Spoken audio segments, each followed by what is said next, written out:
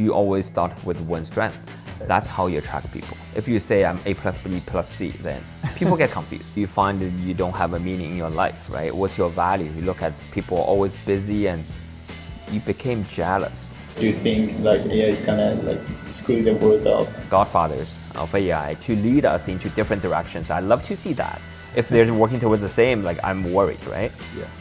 How do you like find those connections and how do you maintain them? If you can find one person, you do two things with them, then it's very like the relationship is very different from if you do one thing, like you work with them. But if you can find three things, if you you go rock climbing with me, then it's like you're good friend.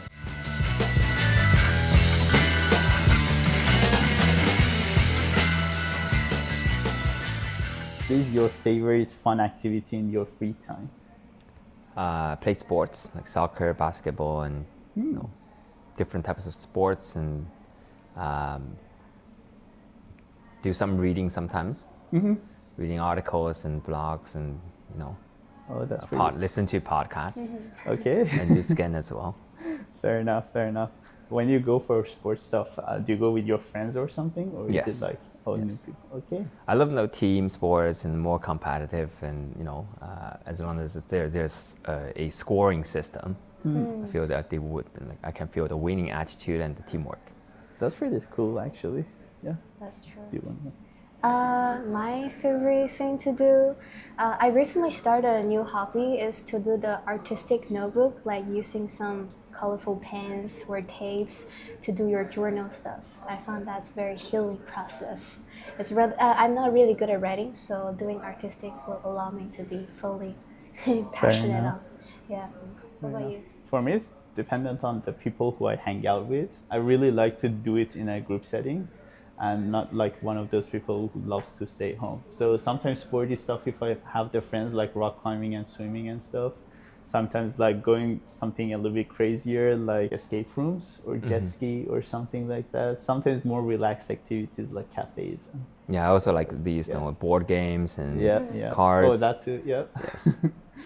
That's also a good one. Yeah. The next one will be jumping to the topic. Can you please introduce yourself? Sure. My name is Loewe. So I graduated from University of Waterloo with a actuarial science and computer science double major. Started to do some co-op terms in software development, data science, data mining, risk modeling, sales and trading. Then after graduation, I moved into consulting. Started with technical consulting, moved into business consulting and management consulting. Then I started my own gig, basically doing enterprise consulting, starting my own company, but doing B2B enterprise consulting.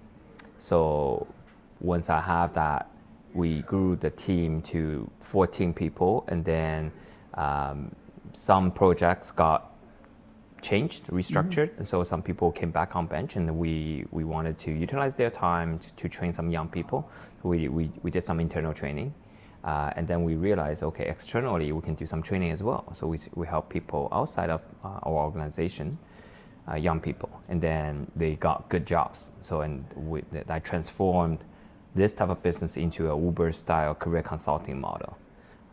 Then started to grow the team to 122 part-time consultants, and then we realized the problem in how do we streamline the process and keep the same quality while we have 9 teams to help people. So we developed technology to screen the resumes that different teams write, and then control the resume quality, also develop a recommendation system for jobs. That's pretty much. And after that, in 2016, I started to do angel investments and also VC investments with supported fund, and I'm a managing partner at New Billionaires Capital. So combined all my industry knowledge, into investments. And after that, I started in dating science. So basically, help people to analyze their dating behaviors using data-driven strategies. How many conversations you had with each other, when you should meet, and what's the pace you should control. How do you do stress testing, A/B testing? So basically, there are three sections that I focus on. One is job, so that's KE solutions on the service side, Jobster on the product side. VC would be supporters fund and new business capital, and dating science, relationship science. So that is royal son, we call it royal son-in-law. So that's pretty much. That's very interesting. Yeah, Dating science. I'm actually curious now that you mentioned the dating part. Like, how do people can use that service? Is it that they should use a platform that you have, or just bring their own messages or conversations or something, and then you will analyze it for them? Yeah, that's a great question. So we think about we're comparing different available tools, platforms, right? But I think the biggest challenge for people to find the right one, there are two challenges. One is I know only a few people, so my circle is very, very, very, very small and narrow. My life is very routine, right? So they don't meet new people.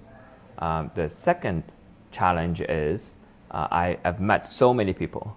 I'm very social. However, I keep a very the relationship is just at a very thin level. So they don't go deep in relationships, or they have the pressure from public to getting into a deeper relationship.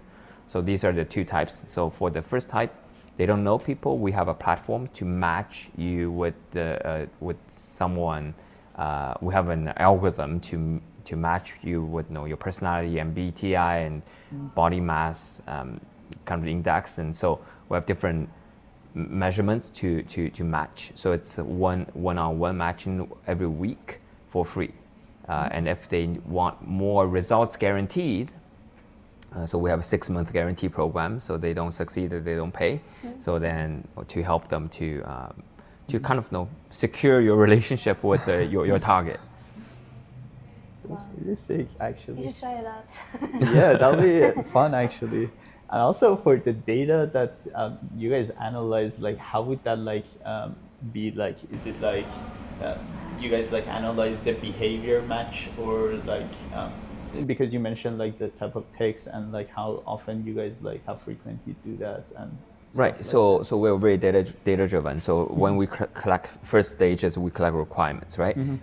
So we cut basically a relationship consulting into different stages. One is transition time. So did the person is the person ready for a new relationship, or there's a recovery time and transition time. So that's kind of the time we analyze. How much does it take? Second is if they have the target, we analyze the market size, right? So do the ideal target exist, or where do you meet them, right? In conference or in a meetup, in clubbing, right? So different places. Third is we analyze the previous dating behavior, right? So basically, the conversations. If you and your partner, the conversation is over 1-4 or 4-1 ratio. So basically, you speak 4 sentences. He or she speak 1 sentence. If it's over that, then it's not a healthy relationship. Means one person is more. Is basically one is chasing after another, right? Yeah. It's not an equal relationship. Then we analyze your past relationship. Is it long or short? One long relationship and 2 short relationships, or so we can analyze if you are ready to start how much you know about yourself, right? The longer you have, the harder you forget. But it's the more you explore yourself. Relationship is not to love someone else, but it's also to realize more self kind of self-esteem, or self. It's more cognitive on the self side. So we analyze kind of a different behavior, but we also set up the strategy. So we want you to meet your your target. We set up the pipeline, right? So in order for you to quickly filter who is the who are the better fits, and then narrow down to one person. And then you do A/B testing. You don't tell people I really like that person because he has a PhD. Then it's like very, very narrowed down. Probably you only know 1 or 2 PhDs, right? So we want you to meet more PhDs, and then you can get a sense of, okay, he is he's the only one I like, right? So it's kind of doing a TD-IDF thing. So basically, you have the similar documents, but you want to find the different one. Okay. Yeah. And then we do stress testing. So depending on your target, if you want to just fall in love, a relationship, or you want to get into a marriage, right? So that's 2 different scenarios. So we do stress testing to test on a relationship when it's overhyped. Then we want to cool down, and stress testing if like he's really confident to get you, and then if you don't let him do so, what would happen, right? And in the end, there are a lot of the other things, like once your relationship is secured, your friends know, but no, there are also other things that we do the maintenance, right, or support. If you think about that's kind of a project management life cycle, but we put it into dating science. Yeah. And the same for the job. Also, it also functions as, whenever you're in a relationship, or even if you're into someone, it's kind of harder for you to see, some of the facts that people from outside, especially your friends and stuff, sometimes see, right? Yeah. So this is also helping in that sense, like giving you the third person perspective in a sense, so that you're not like only focused on, oh, I'm in love because like our relationship has like these good stuff. Sometimes, you ignore some of the red flags or some of the mismatches. Yeah, and we also have a team, right? So we have like, design consultant help you to design your look, your appearance, your style, right? Or the branding on, should it be an advisor, should it be a friend, supportive, or should it be an industry expert or leader, right? Because sometimes it gives people pressure when I'm a leader, or like but also like from different diversity and inclusion side, you need to know man and a woman from both sides. So we have you need to hear from different opinions, but in the long term. Yeah, fair. I feel you can even hold those relationship show, the reality show. Yeah, that would be fun. We designed an app, so it's more of a backend service. So just to do that does the matching. So sends email to give you the matching results, right?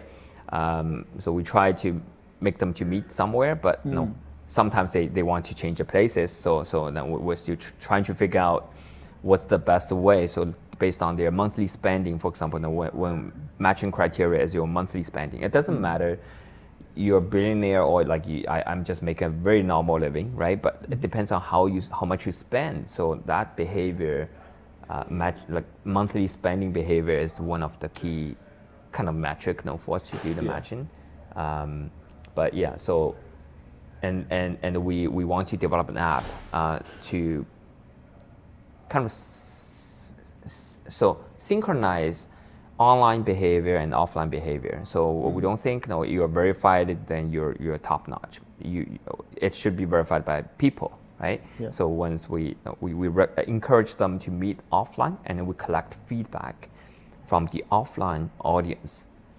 So it's not only for dating, it's for social, and it can be used for other. I would say it's a cube. Every time I design a concept, it's a cube concept. So on the other side, you can do job matching, right? So I can network with people in my industry. I can do investor to entrepreneur matching. So like you can flip the model, change the wording, and then so it's for a different audience. It's kind of like analyzing human behavior in a deeper version that can be applied, obviously, as you said, like in other scenarios too, like jobs and even social interactions and all of those things. Yeah, if I like to analyze myself as well, right? On the foundation level, I think I'm a person generally interested in analyzing human behavior. So human and human find jobs, human and human find each other, right? Human and human find projects or investments, And then you're building a relationship using a different way, right? So in job, you build a relationship with knowledge and skills and your ability, right? Yeah. But in relationship, you're developing your emotional value or like, the happiness, right? You know what I mean? Yeah. So through activities, through life events. So yeah, then investments is the same. It's about the mission and vision, right? And like you're talking about how long the person can do it. It's a marathon. It's not like just the passion, right? That's true. We're kind of curious. Both of us has been trying to do some startup before, like have our own idea, but we all find it's very hard to execute it.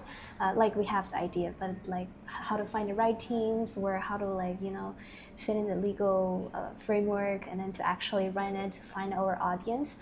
And just curious, like behind either your Jobster or the dating science, what's the story behind it? Like how do you have those kind of idea? Like want to help people to match with each other, and how do you like execute it? Sure, I think there are two parts I love to talk about. Maybe I would just talk about how I started my company, but also a good question is, how do you evaluate a good team or successful team, right?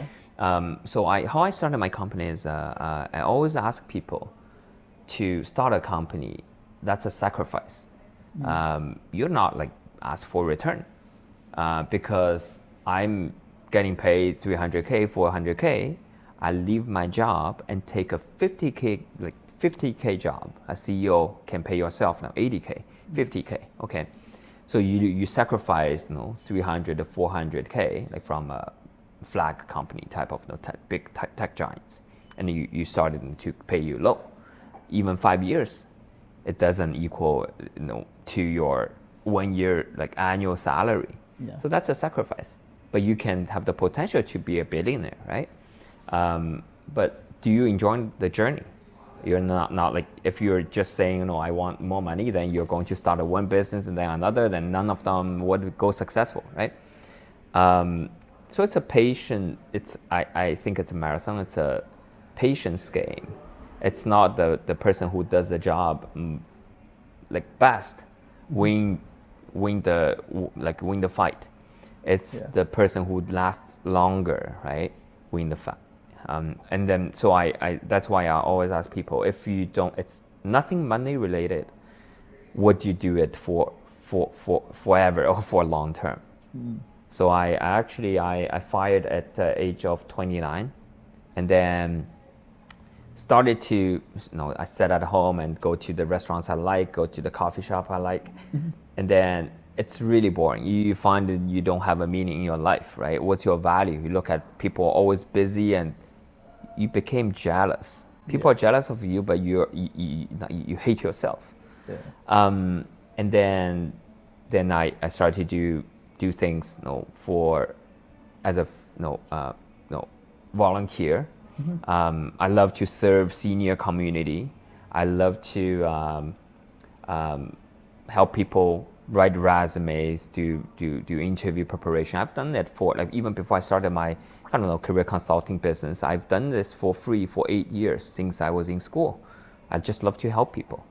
So then I love doing that until one time I realized I don't have enough time to do that for free services. So I started to charge. $60 an hour, $50 an hour. Then I help people to get jobs faster. 5 sessions, they got the job. And then one day, one of my previous clients, but he was a CFO in a fintech company, and so he asked me, "Hey, Loewe, do you want to do it as a hobby or do you want to do it as a business? Right? What are you doing as great?" And he's helping me as well, right? Yeah. So I thought about it. Then you need to talk about financials, right? Yeah. So I analyze, okay, from the hobby, what's the value creation for other people? And luckily, I consider myself to be a very lucky person. So I think the things I do has a value. So then I start to charge people and then charge higher. And the one reason is I had a consulting background. I love consulting, but I didn't like one part is some consulting projects. It's not a fixed price project, it's a variable price project. So basically, you spend longer. You're trying to make the time longer so that you can charge more. Yeah. I just don't feel that's like, efficient way, right? I focus on efficiency, Result driven. result oriented. Yeah. So then I develop a career consulting model that's a result oriented. You don't succeed, you don't pay a penny.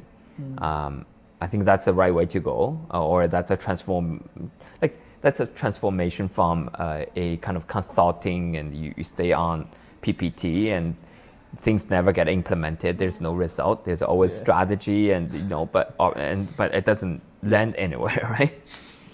Yeah. So that's pretty much. And so my team, I was very lucky to meet people who had long-term relationships. Like basically we met in school, or we have family friends. So it started from referrals, right? Yeah. Then then some of them are short-term. Most people are short-term. So people who can work with you for 5 years, 10 years, you need to ensure their passion. Are they advocate? Are they implement? Like they can have strong execution skills, and then they just love to support your idea. That's their accomplishment. So that's their kind of fulfillment. So you need to talk with them and make sure that not only they say I love to do it long term, or they just do it for their own sake, or like their own fulfillment. So that's how you find your partner. That's you give equity to. But for strategic key player in different stages, I think you can either give equity, but no, it's like if you have the global strategy, you think about he's incapable, like he's in charge of Canada, but he's incapable to do maybe US and Australia and like UK, right? So like Europe and Asia. So you think about America, Europe, and Asia, or Africa, different places. You need to cut the cake, right? So give the proportion to that, but also treat as an expected value for the long term. Yeah. So that's kind of the hard part. I love to have program partners. Basically, you can fail, but that's just a one program. That's just a one branch. And if they do very well, then you would move them to take charge in multiple sections. It's so easy to find people who are good at one. It's so hard to find the people who can wear multiple hats. Like there are people who can wear multiple hats, but they can't do things they don't have the consistency. They all have life events, right? So how do they value business and family? So that's the thing. Actually, the idea that you kind of talked about right now, the program director or the person who is in charge of a specific program, seems like a very interesting idea, because also had that problem, especially with like startup teams, that initially when you want to bring people as co-founders, everyone will show interest to a good amount, but you're not sure like, oh, is this interest actual interest, or do they just want something temporary to have it on their resume? Yeah, because you just graduated. Like Yeah. I like to use the hackathon example, right? Hackathon, 20 hackathon projects, they're all brilliant, but like maybe one or two would go live, right? Yeah. So, but no, using hackathon, you would see people's passion, and because I've been judged for different hackathons, I always love to follow with them.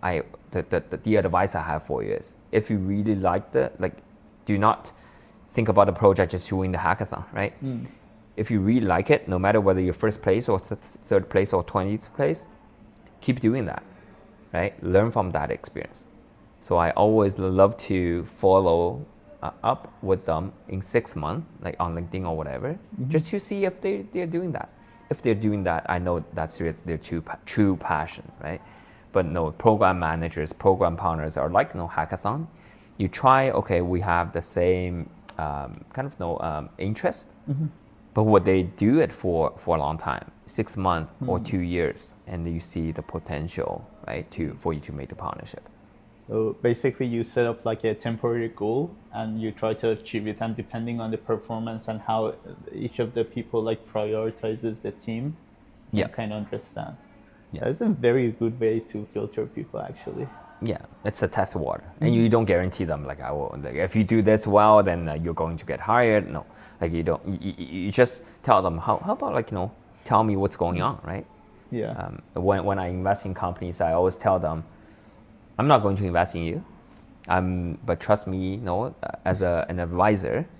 But no, in the end, a lot of companies we follow along with them. It's maybe not their first company, but it's their second or third company. We know them very well, right? Then we start to invest. But I don't like people when people treat you as an investor, they kind of try to put their suits on, Then you don't find the real life in their garage. I want to get the garage story, not the suit, like kind of a story, right? Yeah. People not always come as a fresh and super shiny looking. Yeah, you don't need PPT to get investments. Yeah, it's just. That's a very good point. Also, I feel like you mentioned about the program manager where you're like one-time partner. It's very like a relief within yourself. You won't be like, oh, that's a partner I'm gonna work with, and whatever the problems I have right now, I have to deal with it.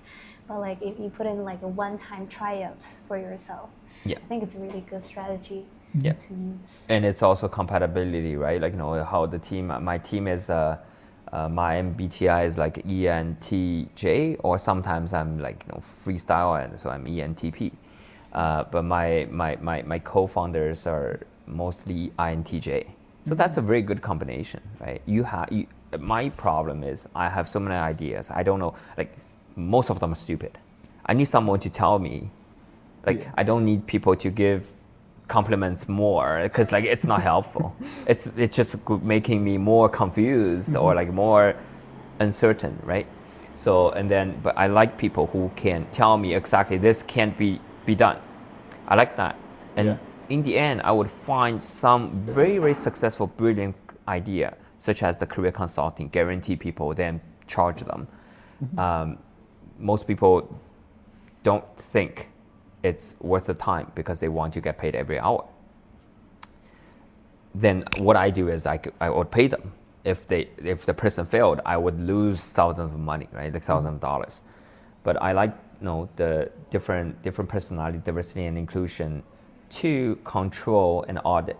And as a like I think as a visionary, if people deny, then I still believe this is the right thing, and it's proving people could be wrong, then this should be a very brilliant idea. You know what I mean? Yeah. So if nobody can, it's like Elon Musk, right? If nobody can prove it's wrong, then it's right. And Elon Musk is very smart in terms of from the investment side. Like everyone on the earth, basically, people are saying, oh, like we have this market, and then we want to be the leader. So you like as an investor, I'm thinking about, okay, you can be a 5% market leader, 10% market leader, 50% market leader. But when Elon Musk had the Tesla, and it's an energy company, so it brings it into like everyone on the earth should invest in me, and then we will bring you onto Mars. So that's kind of the way. And also Sam Altman, I think they had very interesting stories, but basically AI is like combining human, right? Human should be investing in AI, so that's another angle. So I would say these two idols would be like like would be something that we can reference to. I mean, it's just breaking the markets, like kind of market sizing ceiling, right? Now that we talked about the AI, you brought it up. I'm very kind of curious to know your perspective on the future of AI and like how it affects like different parts of like life, in your opinion. Like, are you kind of optimistic about it, like the trajectory that goes, or do you think like AI is gonna like screw the world up and stuff like that? Yeah, that's such a interesting question, right? So it's hard to answer. So I think like I gave a TED talk in 2019. Basically, I'm telling people like AI is here, and AI was popular in 2014. Just now, companies didn't make it successful. Some projects failed, but AI is there. It's doing things, right? Yeah. Just a lot of tryouts, and there are things that AI is very good at in a particular specific task. So there are different stages I summarized in the TED Talk. So first is in any subject you don't know, right? You're learning from AI. In any subject you know, AI is learning from you. So AI is always learning from the best employees. Once you reach at a certain level, so like you don't know about this thing and you picked it up. AI picked up other knowledges like Gen AI, right? Yeah. Then you have a fight. Basically, you're saying no, it's not 100% right. You're hallucinating, and that's like kind of the fight, right? It's like dating, okay? You start to fall in love, and first you fall in love. Everything is brilliant. I need AI. AI need AI. I love people, right? Yeah. Then people play around with it. They are bad players, and so you start to fight. AI but AI is just a mirror of human behavior, in my opinion, right? So it's a mirror, right? Yeah. It learns from human behavior. It's when it's doing the bad thing, it's controlled by bad people. Now AI can. The question is like, say Jeffrey Hinton raised a point. Yeah. AI can think, like machine can think. AI can think. I think even if it's true, it's powered by human. Yeah. It's like not like it's just not coming out from nowhere. If they're without humans' intention or like instruction, AI cannot think, right? So at this point, it would go into an equilibrium, basically, where the people who are AI advocate like me. So I'm just step on the fuel, okay?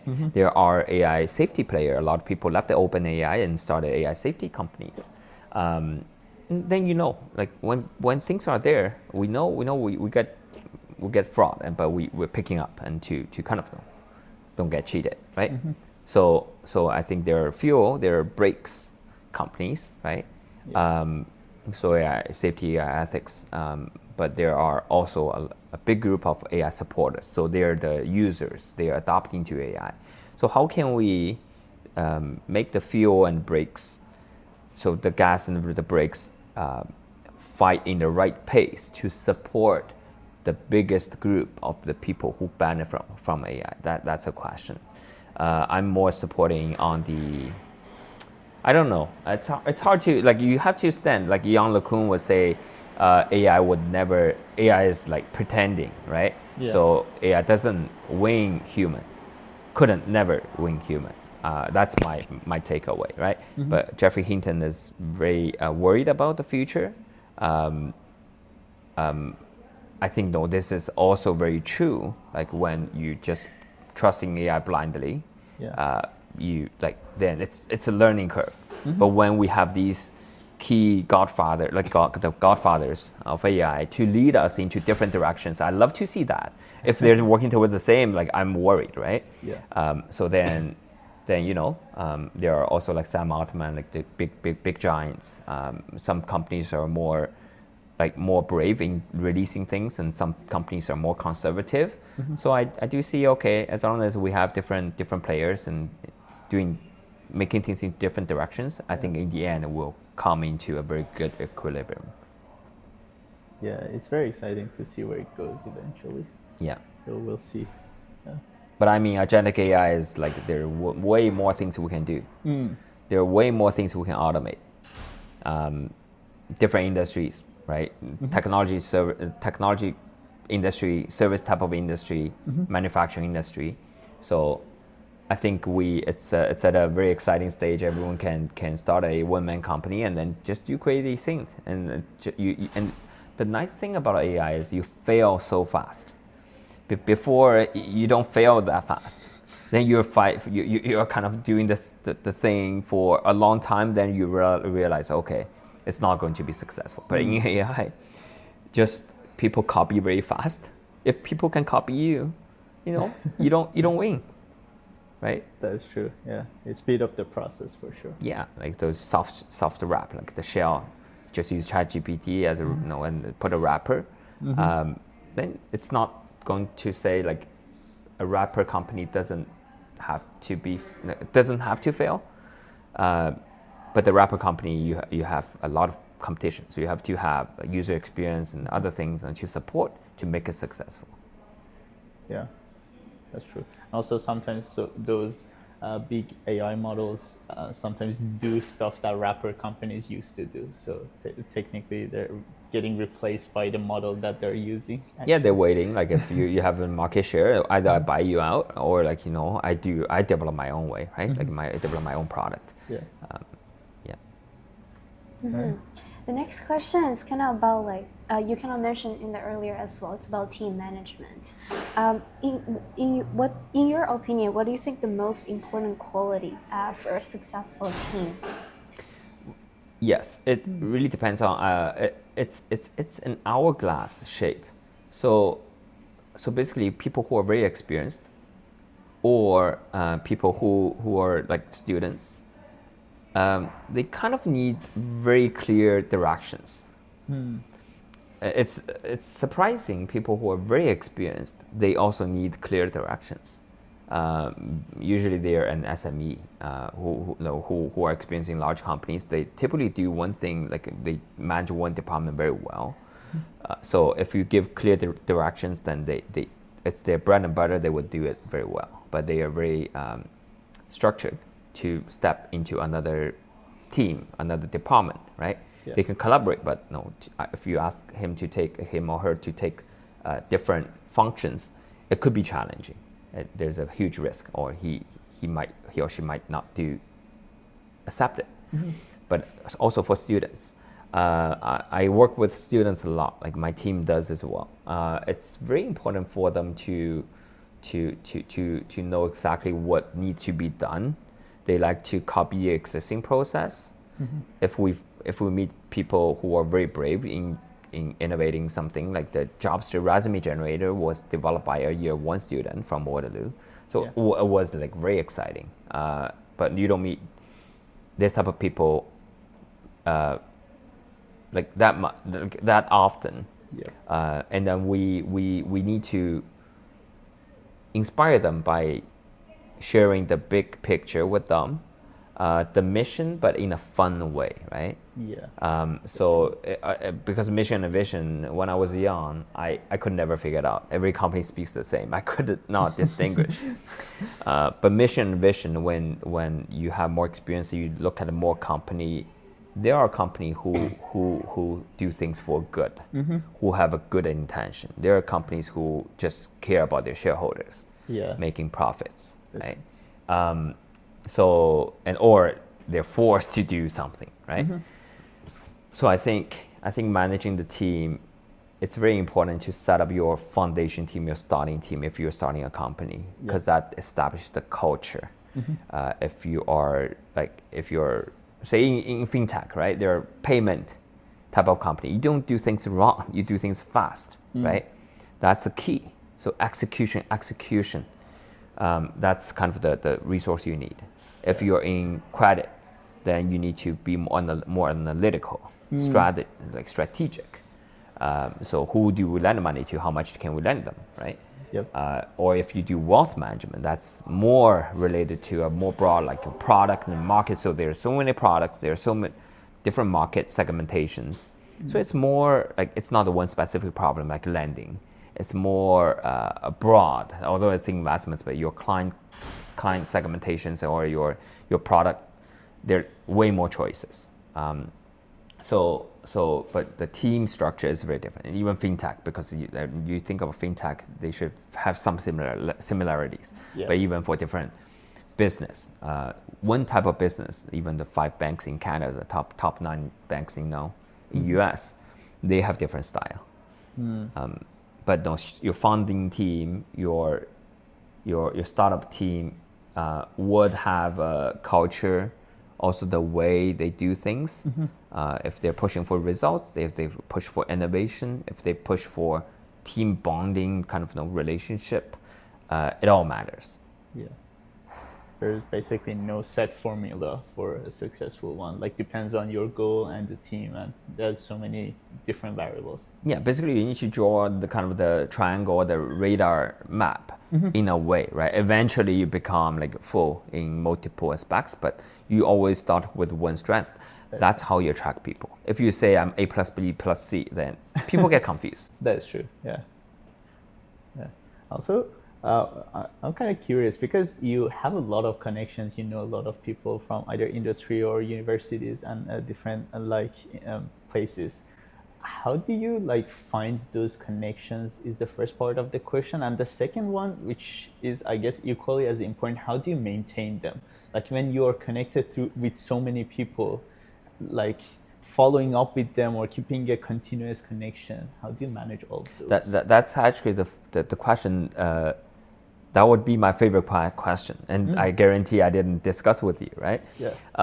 So I used to be a very strong relationship builder. Now, like I feel I could do better, just because there's too many people that I know. It's hard to get in touch. Like I have 6-digit unread emails, you know. So that's it's crazy. But I developed my relationship with started with school, like co-op terms. You meet different people, and then I went into consulting. In consulting, when I did management consulting, I pretty much know 50 to 60 people from one client, and so I worked for large companies, but I also moved to mid-sized companies, with thousands of people. Then you get more exposure. Yeah. I can work on 4 projects in 1 week. So basically, I'm thinking about 200, close to 200 people that I know or on my email thread. So from each client, I have very strong relationships with the executives, because like we do management consulting, and then also the people who are in different teams. Yeah. I try to manage relationship with them, basically getting coffee, right? Or I establish relationship mostly from the work, just because I'm used to do the work very well, and then talk, right? So I think results is very important. Your work shows, but getting coffee with people who you just left, that's every time. First time I left a company, it's very mixed mood. Second time, third time, then until consulting, you leave. Sometimes the relationship doesn't end because the project lasts, but you don't talk to them that often, right? Yeah. When you think about your life, these are the people. You're losing more and more friends after school, definitely. You're meeting more and more friends, but they're at the very thin level. You don't do. You can, if you can find one person, you do 2 things with them. Then it's very the relationship is very different from if you do one thing, like you work with them, right? So when you work with them and you have coffee with them, it makes your relationship is much stronger. But if you can find 3 things, if you go rock climbing with me, then it's true. Like you're good friend, right? Yeah. So I cannot get a hold of 200 people just from my 1 week's interaction. So then, after this, always keeps in my mind. I'm a solution person. So when with a 4-month downtime after I fired, and then I was thinking, where are my friends? They don't want it. The things they talk to me, I'm going to lose the interaction because I'm behind the industry knowledge or industry news trends, right? Because I don't do anything. So then I need to strengthen myself to keep up with the latest technology or news or finance, right? Yeah. Then I started my business in career consulting. I think one client, even if we don't talk to each other, but we're related. They're working with the client. So the person would be our topic. And the person's story, how does he find a job? How does she find a job? Even if it's not every story is a good story, right? There are some bad stories and not like in our expectation, but these are all the failures we share. I want to use all these good things and bad things to keep the relationship going. That's fair. Yeah. Yeah. Also, on a personal level, do you think, because in my experience, sometimes I use like group settings to be able to stay connected with more people. Do you think it's an efficient way to have connections through group settings, or do you think it's better to keep it more on a one-on-one basis? Like for now, I think group setting is more efficient, just because you put the people you think they are alike, you Yeah. do one thing together, right? So I have a cards group, and I have entrepreneur group, I have investor group. So you have your segments, right? And the hardest thing is, how do you put people together, and people don't get along, then how do you break down into different segments, but there are overlaps. But before, I love to do one-on-one. I'm like a one-on-one person, because like when I speak to large audience, it's not myself. I always try to stay safe, right? I don't hurt anyone, but from the bottom of my heart, I'm more like a black and white person. So if people know me, then they know what, like, I don't say anything, but they know what I like. They know what I disagree on, right? But one-on-one is the best way to explore yourself, to stay true. Yeah, I still have one-on-one, like, no, but no. Sometimes I like to have group meetings to be more efficient. It's kind of like a funnel, how do you do small funnels and like big funnels, and then then eventually go to one-on-one. Yeah. That is fair.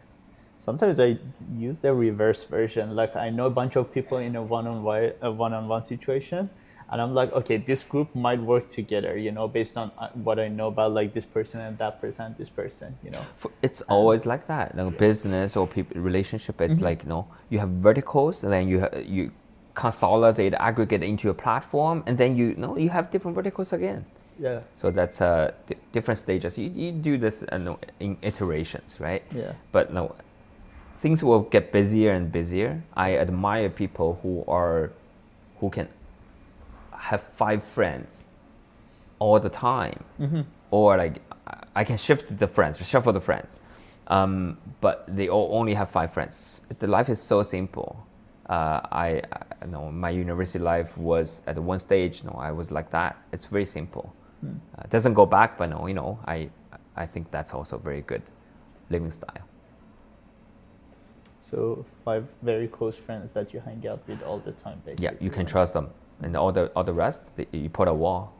Just keep good distance. Right? Do you have those friendships, like very close, consistent friendships, or do you think because of the industry that you were in, or like the way you work, like being a part of startups and always networking, it's hard for you to? If you ask me the hardest question, who's your best friend? It is very hard to answer. Oh.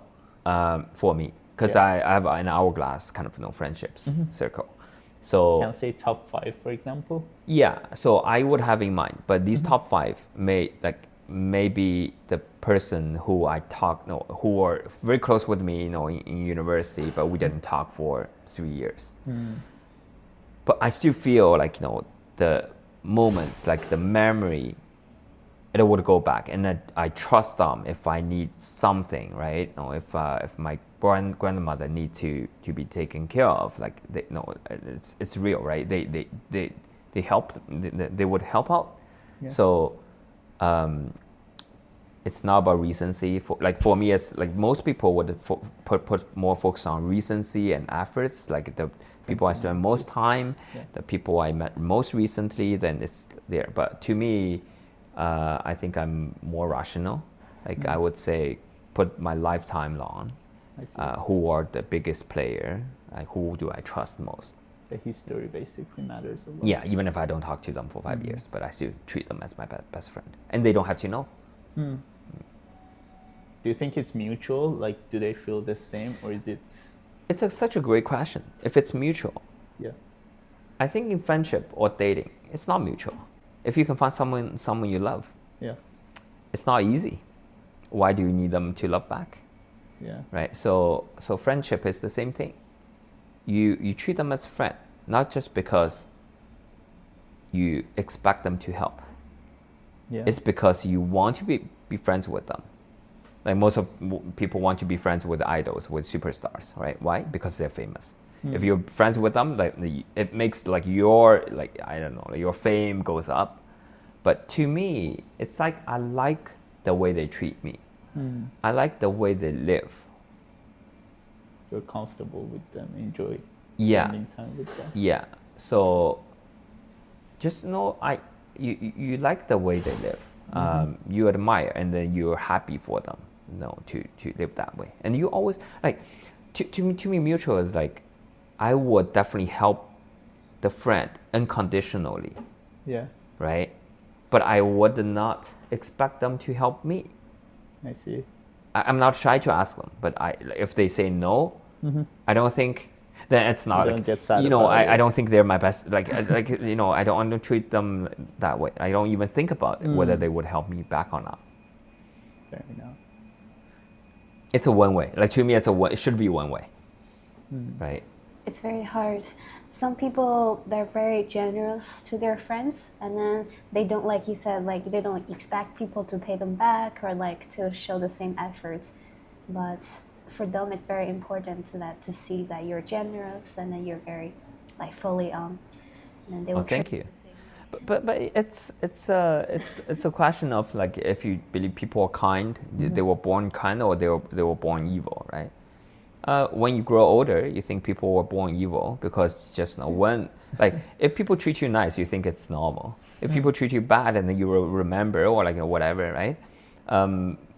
But I mean, I trust people are kind, right? They were born kind. And I just think people should know who have the similar kind of character, and I mean like who people should be grouped together in different ways. There's no absolute bad people and good people, right? Some people, they're trying their hard to get into jail just because the jail life is better than their normal life. Free food. What's wrong with it? Yeah. Like no, it's but it's not like I mean this shouldn't be in a podcast, but it's like people have their, like, we should respect people, human dignity, right? But the way we love people, the way we make friends, should be one way first. And then if you get a two-way friend, that's a gift, It is. right? Yeah, for me, I guess it's mostly like I used to be like, like the continuity doesn't matter that much. Like if you pass a certain threshold, then I guess it'll be forever, a forever friendship. But I kind of lost my best friend, like the friend that I had for like 12 years. I knew him for 12 years or something. And like we suddenly disconnected and like never connected again, even though I kind of tried a little bit. So yeah, after 2-3 years of like trying a little bit, I guess I kind of gave up on that. So now I do have this mindset that, some level of mutual continuity should be there. Like I don't mind if I put more effort, like 4 times more, 5 times more, whatever, depending on the situation too. Or I don't mind if we don't talk to each other for a month or two, but like I need some, mutual The catchback is the catch up is the hardest thing, right? You don't know how to catch up. To recover when it needs to be recovered, it's already forced to happen. Yeah. But I think you didn't lose him just in terms of the memory is still there. Like we live 100 years. That is true. The memory is there. It's very important, right? It's like your memory, because like people come and go, people live and die. It's like we lost our elders, right? Yeah. Great grandparents. Then, it's always there, and you can't change anything. And it's just no ritual or like kind of different perspective, right? If you look forward or if you look if you look back, but you didn't lose him in terms of the memory. You That is spend fair. time, and then sometimes it would come back, and it's very few people would have your kind of an approach to be proactive and then ask you how are things going, right? But no, you need just a click. When the click is there, then things will come back. Yeah, I kind of feel like that too. Maybe if he comes back, he'll reignite it. Yeah, I also look at long term. He has new friends, but he's going to lose new friends too, right? You know what I mean? So it's just life, and I appreciate what's coming to us. Like maybe you spend more time with him, then you want to meet me, and then so you appreciate what things come to your life, and then you decide what to keep for how long, right? That's true. Yeah. So our kind of next, or let's say the last question will be, because we're all still in the early 20s kind of thing, and you're also experiencing your 20 period, and then we wish to host a couple episodes where this whole podcast for the 20-ish young people. And just wondering, what do you think people in their 20s should focus and work on? Like you mentioned earlier, like patience is one big thing. Like for most of us, maybe you're not patient enough. But what else do you think? Yeah. Like some general advice. You already gave so many good advice, but okay, ending to all of these. Yeah. Like for most of people, I think positive. Like because people experience like COVID and like I work with a lot of recent grads, and so they're not positive. So I mean, like, resilience is like, if you're positive, resilience should be there. So, I think that's very important. Like, you, in the end, I like, you can talk about problem solver that could make you happier, but no, if you're positive, you don't, like, even if you do nothing, then you're a happy person. Like, I mean, this creates a happiness value. Like right now, AI can do a lot of things that, I mean, in the future, I don't care what you do, as long as you tell me you're happy, I'm happy for you, right? Yeah. But also, I want to encourage people, like if this is probably not advice for you, it's advice for me, right? To cheer for every failure. So if you cheer for every failure,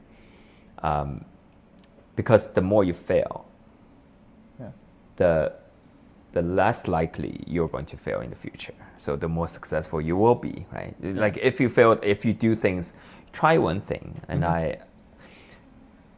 how to be successful is like how to stay in the market is you have multiple ways to succeed in one thing.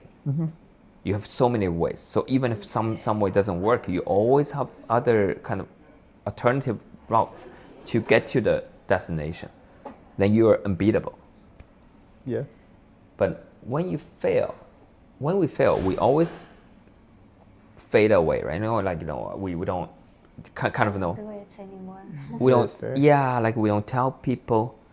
But even if you don't tell people, you tell yourself, I failed this way. Yeah. Someday I will win it back. Right?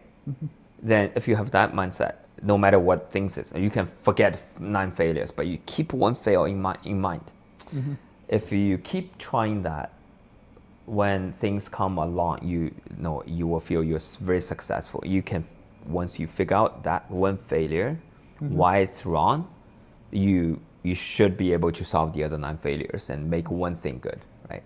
You don't need to succeed in many things. So you can't at this stage, but try to analyze 10 failures. Keep them in mind. They will come back to you, and you will succeed in one thing very soon. Yeah. All right, perfect. So thank you for the episode today. It was a very fascinating conversation. Yeah. And we usually do like subscribe at the end, like on a count of 3. Do you mind if we do that together? Like 3? Subscribe. Yeah. All right. 3, 2, 1. Subscribe.